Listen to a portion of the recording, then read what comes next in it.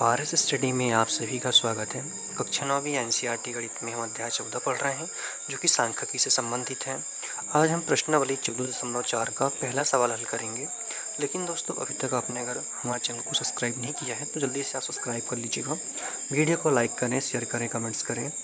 Channel को subscribe कर bell icon press कर और सेलेक्ट कीजिए ताकि यहाँ से जो भी सवाल के वीडियोस डाले जाएँ उसका नोटिफिकेशन आपको तुरंत प्राप्त हो जाए। प्रश्न है हमारा, एक टीम ने फुटबॉल के 10 मैचों में निम्नलिखित गोल किए। एक टीम है फुटबॉल टीम जिसने 10 मैचों में जो गोल किए हैं उसके आंकड़े यहाँ पे दिए गए हैं। 2, 3, 4, 5, 0, 1, 3, 3, 4, 1 सॉरी 3। तो फिर क्या कहा है कि इन गोलों के माध्य, माध्यक और बहुलक ज्ञात कीजिए। इसमें हमें माध्य भी ज्ञात करना है, माध्यक भी ज्ञात करना है और बहुलक भी ज्ञात करना है। तो माध्य, माध्यक और बहुलक कैसे निकालते हैं या क्या होते हैं, इस हमने परिचय वाले वीडियो में पढ़ चुके हैं। अगर आपने नहीं देखा है तो उसको देखिए, आपको अच्छी समझ में आ जाएगा। तो हम सबसे पहले जो प्रश्न में दिया गया है वो यहाँ पे लिख लेते हैं हल डालकर। हल दिया है। अब देखिए, सबसे पहले माध्य क्या होता है। माध्य को हम औसत भी कह सकते हैं। और औसत कैसे निकालते हैं, इसका फार्मूला होता है सभी परीक्षणों का योग बटे परीक्षणों की संख्या। ठीक है। और माध्यक क्या होता है, माध्यक के लिए पहले हमको आंकड़े को देखना पड़ता है कि ये सम है विषम है, वो भी समझेंगे। हम पहले इन आंकड़ों को व्यवस्थित रूप से जमा लेते हैं। ठीक है। तो दिया है हमको परीक्षणों की कुल संख्या कितनी, 10 दी गई है। ठीक है, दिया है परीक्षणों की कुल संख्या।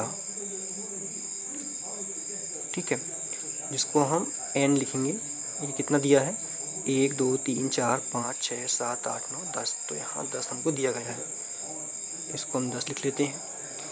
ठीक है। उसके बाद में अब जो आंकड़े दिए हैं इनको हम आरोही क्रम में लिख लेते हैं, इनको हम बढ़ते क्रम में लिख लेते हैं। तो परीक्षणों का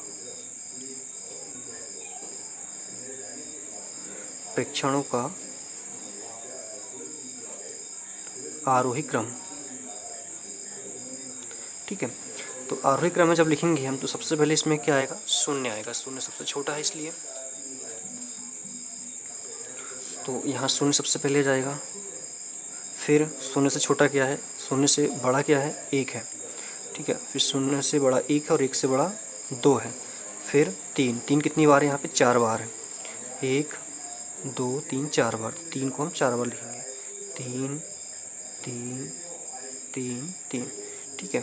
उसके बाद में 4 कितनी बार है, यहाँ पे 2 बार है, 2 बार लिख लिया। फिर 5 का 5, तो कितने हो गए, 1, 2, 3, 4, 5, 6, 7, 8, 9, 10। 10 मान हो गए। अब हमें सबसे पहले क्या निकालना है, माध्य निकालना है। तो माध्य को हम इससे x बार से दर्शाते हैं। ठीक है, x बार से दर्शाते हैं। अब यहाँ व्यवस्थित आंकड़े हमने कर लिए हैं। तो यहाँ पे इसका हमने सूत्र देखा था, सभी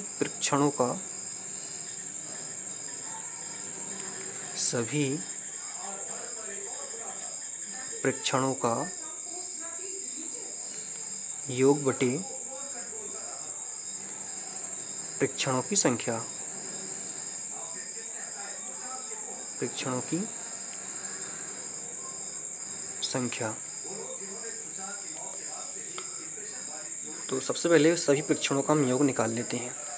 तो 0 धन 1 धन 2 धन 3 धन 3 धन 3 धन 3, 1, 2, 3, 4 बार। 3 यहाँ पे 4 बार इसलिए धन 4 धन 4 धन 5, इस तरह से। और इन सभी के बटे में क्या जाएगा, परीक्षणों की संख्या जो कि n होती है। n बराबर यहाँ पे 10 है, तो परीक्षणों की संख्या यहाँ पे 10 हो गई है। तो इनको हम अब जोड़ लेते हैं। जोड़ने पर देखते हैं कितना आता है। 1 और 2 हो गया 3, 3 और 3 6, 3 9, 9 और 3 12, 3 15, 4 19, 19 4 23, 23 और 5 28। तो 28 बटा 10 हो गया यहाँ पे। अब 28 बटे 2 हमको मिल गया, ये 2 से कट जाएगा क्योंकि यहाँ भी सम संख्या है, इकाई के स्थान पर यहाँ भी सम संख्या है। तो काट लेते हैं, 2 एक कम 2 और 2 चौके 8 और ये 2 पंचे 10। फिर अब यहाँ पे कटेगा नहीं तो डायरेक्ट इसका भाग दे देंगे। तो 2 पंचे 10 हो गया, 4 बचा, लेकिन 4 इससे क्या छोटा हो गया, नहीं जाएगा यहाँ पे। तो ये दशमलव लगाएंगे, यहाँ पे एक शून्य गया, तो यहाँ पे कितना हो जाएगा ये यहाँ पे सॉरी 5 दूनी 10 और यहाँ से बच गया 4, 4 में शून्य लगाया 40 हो गया, तो 8 बना 40, तो ये हो गया 8 बार। तो हमको ये पहला एक आंसर मिल चुका है यहाँ पे। अब प्रश्न में क्या पूछा हमसे, और माध्यक क्या पूछा है, माध्यक पूछा है। अब माध्यक क्या होता है, हमने पहले पढ़ा है, हमने माध्यक क्या होता पढ़ा कि माध्यक दिए हुए प्रेक्षणों में वह मान होता है जो इसे ठीक ठीक 2 भागों में विभाजित करता है। लेकिन जो n बराबर मतलब जो प्रेक्षणों की संख्या है वो सम या विषम है, उस पर अलग अलग डिपेंड करती है किस तरह से निकाला जाता है करके। तो जब प्रेक्षणों का मान विषम हो तो ये वाला फार्मूला यूज होता है। अब देख लेते हैं कि सम है कि विषम हमारे पास में आंकड़ा, यहाँ पे आंकड़ों की संख्या 10 है, प्रेक्षणों की संख्या 10 है, मतलब n बराबर 10 है यहाँ पे। तो हम ये वाला फार्मूला यहाँ पे लगाएंगे, कौन सा, कि जब प्रेक्षणों की संख्या n या सम हो तब माध्यक बराबर n/2 बे और n/2 धन 1 बे प्रेक्षणों का माध्य। तो इसके लिए हम ये वाला फार्मूला यहाँ पे लगाएंगे। तो जब इसका सेकंड भाग हल करेंगे तो लिखेंगे यहाँ पे कि जो माध्यक है या जो प्रेक्षण है, प्रेक्षणों की संख्या मतलब n कितना है 10 है, मतलब ये क्या है, सम है।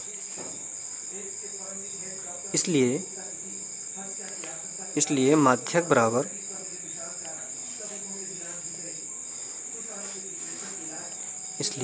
जो माध्यक है हमारा, ये कैसे निकालेंगे हम, माध्यक बराबर n/2 बे और n/2 धन 1 बे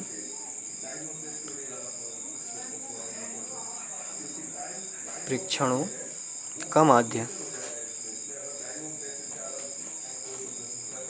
ठीक है, यहाँ पे क्या माध्य की बात हो रही है, और हमने समझा कि माध्य क्या होता है, माध्य बराबर होता है प्रेक्षणों की संख्या बटे प्रेक्षणों का योग बटे प्रेक्षणों की संख्या। तो ये माध्य है, अभी इतना ही समझिए इसको। तो इसका जो माध्यक है n/2, n की संख्या कितनी है हमारे पास में यहाँ पे 10 है, तो ये 10/2 हो गया बे और n/2, n कितना है 10/2 धन 1 बे प्रेक्षणों का माध्य। तो ये हो गया 5वें, और अब ये हो गया 5, 10 में 2 का भाग दिया, 5 में 1 जोड़ा 6, तो 6वें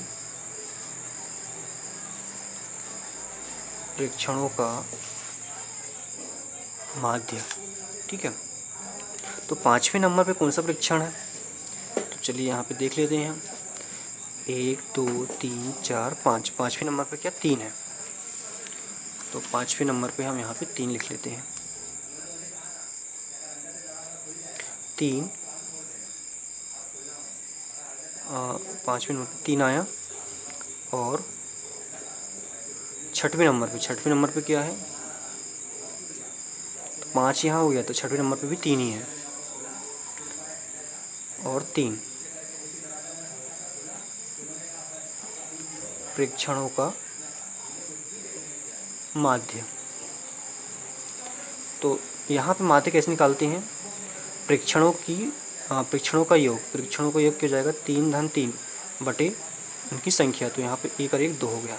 ठीक है, तो 2 यहाँ 3 और 3 6 बटे 2, 1 कट जाएगा और यहाँ पे 3 आंसर हमारा आ जाएगा।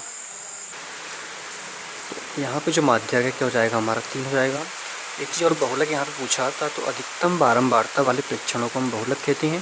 तो 3 जो है वो सबसे अधिक बार आया था, कितनी बार आया था यहाँ पे 4 बार आया था, इसलिए बहुलक क्या हो जाएगा हमारा 3 हो जाएगा। तो इस तरह से तीनों आंसर यहाँ पे हमने निकाल लिए। स्क्रीनशॉट आप लेना चाहेंगे तो यहाँ से लीजिएगा। अगले वीडियो में हम दूसरा सवाल हल करेंगे। धन्यवाद।